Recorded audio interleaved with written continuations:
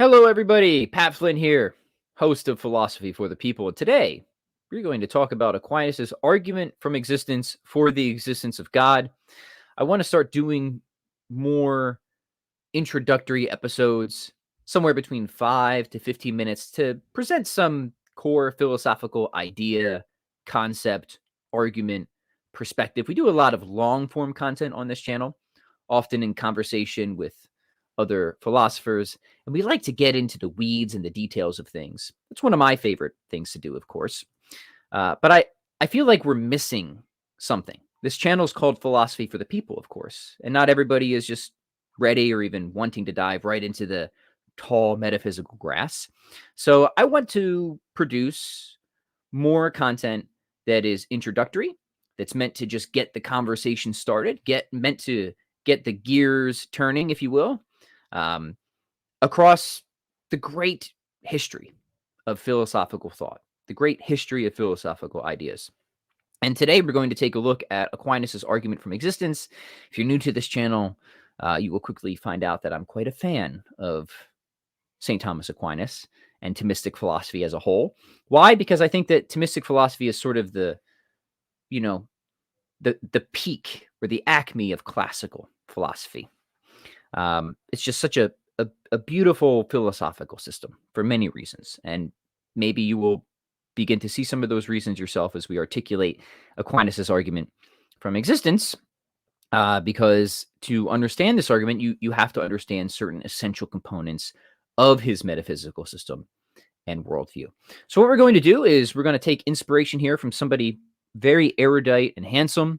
That, of course, would be myself. I recently wrote an article for the Alcuin Institute where I introduce Aquinas' argument from existence, Aquinas' philosophical approach to God. So what I'm going to do is I'm just going to read through this article here, read it to you like you're a baby, bedtime story, and offer a little commentary as we go along. All right, this is just introductory. We're not going to be able to cover everything. There's lots that can be said for this argument. There's many objections, of course, that can be pressed, and there's many places you can go, to investigate that further conversation. And if I can put in a shameless plug, I'll say my recent book, The Best Argument for God, is one of those places. I go into significantly more detail around cosmological reasoning, cosmological arguments for the existence of God, and consider what I think are some of the very best objections against this philosophical approach to divinity. But for now, we're just gonna introduce some of the core ideas from the Thomistic perspective. All right, so let's get started. I will read this article and give a little bit of commentary. I may break it up into two parts, depending how long it goes. Like I said, I want to keep these episodes mostly bite-sized. So let's get started. Okay, so Aquinas' argument for the existence of God starts from his common sense theory of existence for particular things. So for Aquinas, existence is something things present in reality actually have or participate in. Existence, in other words, is that in virtue of which something is included in reality or actually is instead of not. To put the matter poetically, we might say that existence is what breathes reality into whatever things there are and whatever properties they have. So I need to offer a few comments right here. This is really important. For Aquinas' arguments to run, you really have to sign on fully to his theory of existence. And that's a controversial first step because, this is not a theory of existence that many philosophers these days would hold. Now, I think it is actually a very good theory of existence. I think there's a very strong case that can be made for it. I'm not going to make that case now, but I will clarify some of what goes into Aquinas' theory of existence. So what Aquinas holds what we might call a two-sense theory of existence. So when we use existence language, it's not that we're just talking about a property of concepts, for example. So when we say that, bears exist, that's right. Like we could analyze that as saying something like there is at least one X such that X is an F, right? That existence along the lines of concept instantiation or something like that. Most Thomists would say, hey, that is certainly one way to analyze existence language. But there's another way. There's another sense in which we use existence language. And that is it's a very common sense way of using existence language, and that's when we're talking about particular things, concrete, particular individuals. So, for example, when I say that my neighbor Bill exists, um, this is something that I'm predicating of Bill as a concrete, particular individual. And Aquinas is going to say this is really something that we need to be able to make sense of, right? We can't just think of existence as the instantiation of a concept, right? That's inadequate because we can ask and should ask, well, what is it in virtue of which that these things are actually present in reality, right? That they're instantiated, if you will. And it's that question that sort of pushes us further along toward what I think is the real root of Aquinas's theory, that existence is that in virtue of which something can be distinguished from nothing, is included in reality, has actual presence in reality, right? So it does make sense to predicate existence of concrete individuals. And there's a lot of good contemporary work that has been done defending this. There's a lot of objections against this position, of course, various puzzles and paradoxes that have been raised. I think that there's good responses to these, but we can't get into that now. Pat Flynn is not going to go into the tall grass for this episode. We're just going to keep moving forward. We're going to assume Aquinas' theory of existence for the remainder of this article. That's a big assumption because, honestly, I think once that's in place, his argument takes off pretty swiftly. But it is important to know that for Aquinas' arguments to be properly understood and to work, ultimately, they do need to be situated within his wider metaphysical system, including his theory of existence. Okay, so moving along then, I'm going to skip that second paragraph because it pretty much just says what I just said. But so if this theory of existence is right, then when it comes to, the existing things of our experience, like our neighbor Bill, Aquinas is going to say there are essentially two metaphysical elements or constituents, parts, if we want to put it crudely, to each of these. There is their essence element or their whatness element, and there is their existence element or their isness element. Said differently, the essence element is a what determination, whereas the existence element is a whether determination. And for Aquinas, the whatness of the things of our experience does not guarantee their isness or actual inclusion into reality. Now, again, Aquinas has a whole collection of arguments to substantiate that claim, which many call the real distinction between essence and existence. But for now, we're just going to go with it because, again, it comports with our common sense interpretation of the very contingency of things, right? This is clearly like a pretty good fit, right? The fact that some things of our experience are contingent insofar as that they are, but they need not have been, could have been otherwise, could cease to be. That seems to fit really well with this idea that the whatness of these things or their nature does not demand or guarantee their isness or their inclusion into reality, right? All right, now once these components are in place, again, I think Aquinas' argument takes off pretty swiftly, so long, again, as you think that reality is intelligible. We could say that pretty much all of Aquinas' arguments, I think, have something like a broad principle of sufficient reason in the back pocket. At least, it wouldn't be exactly the same form of PSR that somebody like Leibniz would have argued for. But it's the idea that, hey, anything that exists, right, has an adequate explanation of its existence, right, either in virtue of its intrinsic principle or principles or an extrinsic cause. So Aquinas is operating off of a causal or explanatory principle that's something like that, right? Again, I think that's very reasonable. I think that there's a lot that could be said in favor of that. I won't do it now, but again, that's another one of the components that's going into his argument. And then what really is going to happen is that principle is going to range over all those things that are metaphysically composite, all those things whose essence does not guarantee its existence, all those things whose essence is really distinct from its existence.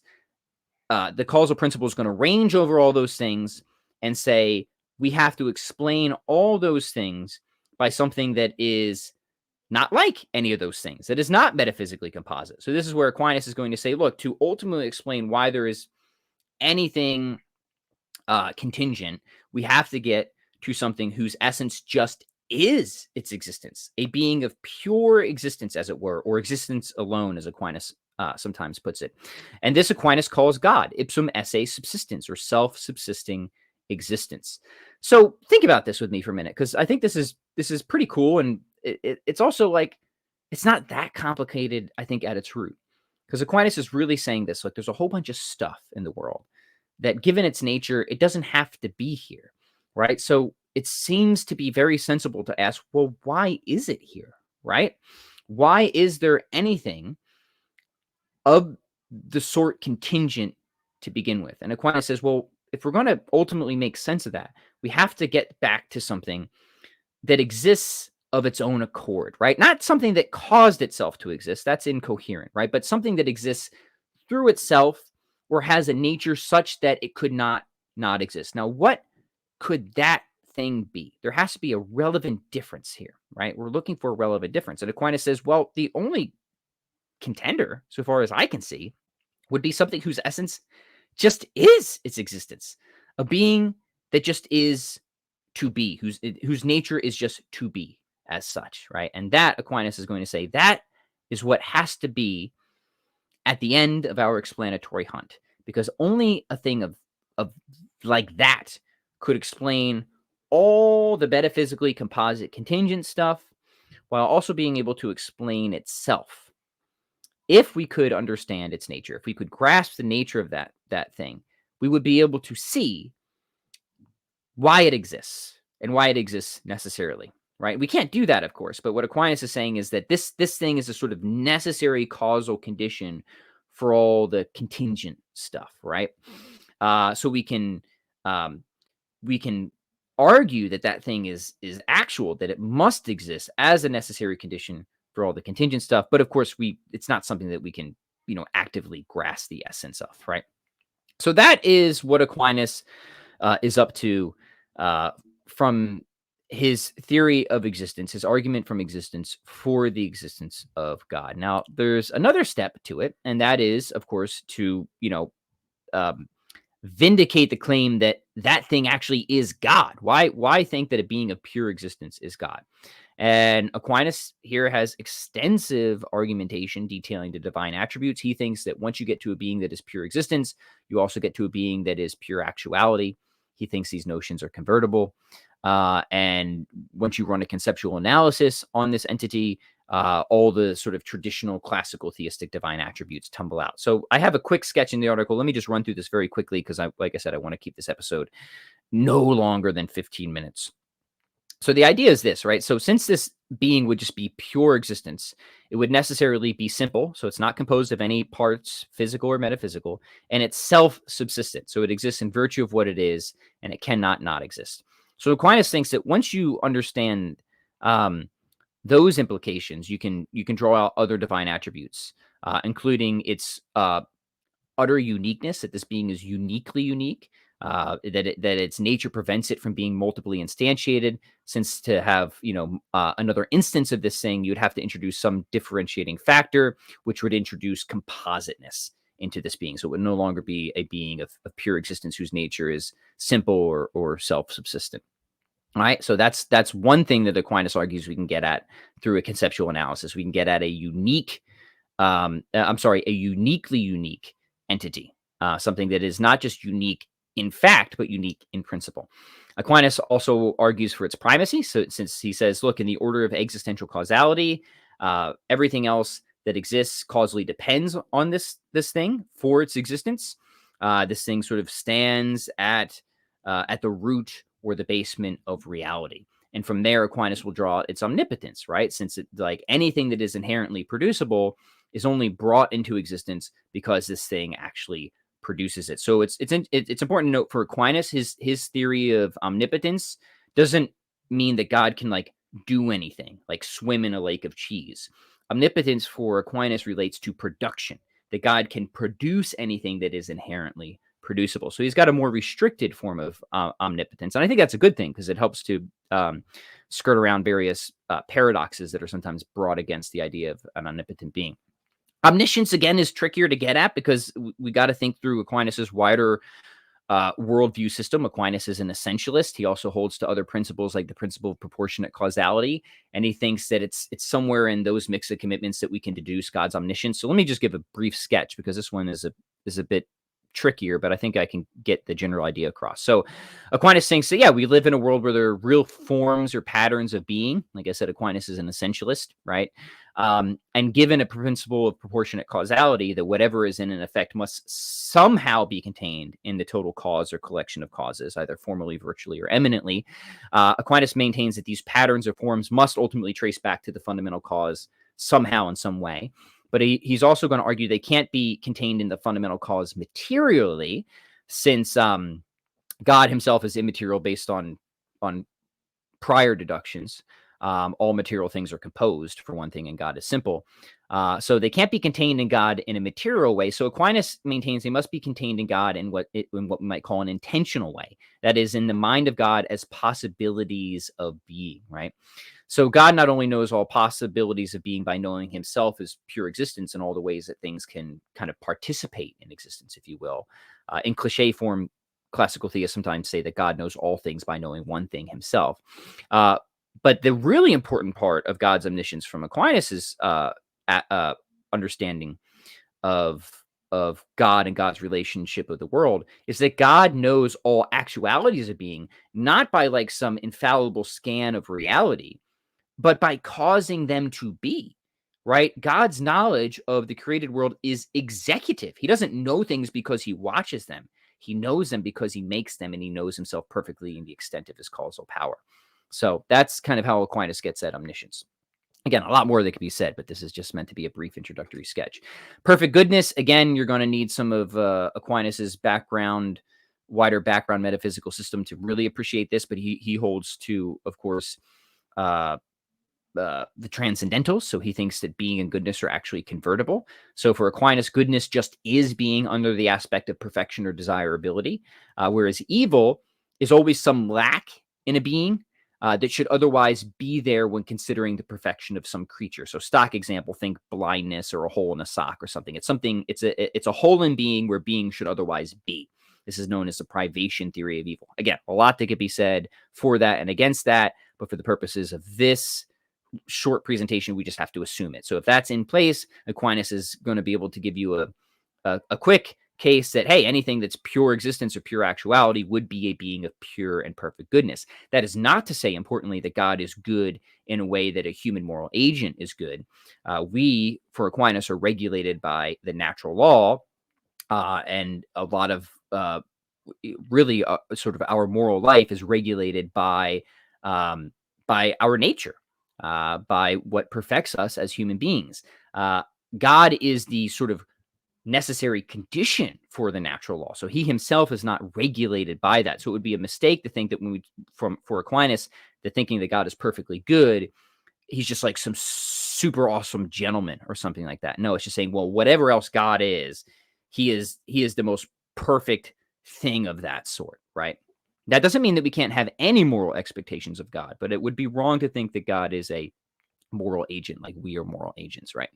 All right, so all that, again, I have to close it here because I've already gone over my time. I've already failed on my very first video to keep within the time frame I wanted to keep in for an introductory thing of this sort. So let me just end it there and hope that this has been helpful in some way. If you're new to either natural theology, philosophical approaches to God, or Thomism, I hope that this has given you something to think about. As always, there's a million more things that could be said about this argument, a lot of objections that could be raised, and various ways of addressing those. And if that interests you, then I would invite you to subscribe to this channel and just look at the huge amount of back content that I have, especially conversations that I have with professors like Gavin Kerr, where we focus specifically on Aquinas and Aquinas's philosophical approach to God.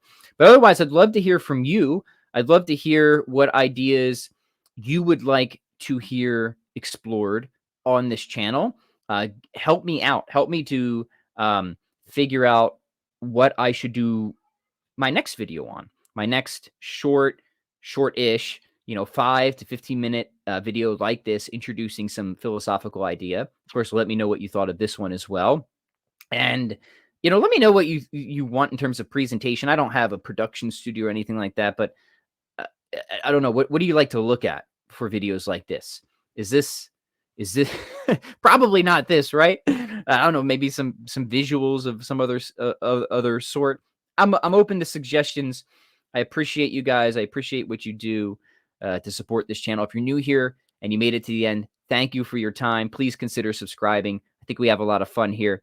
We just love exploring all the great ideas. So I'm Pat Flynn. It's been a pleasure. I'll link the article below if anyone wants to read the full thing. We'll talk to you guys soon.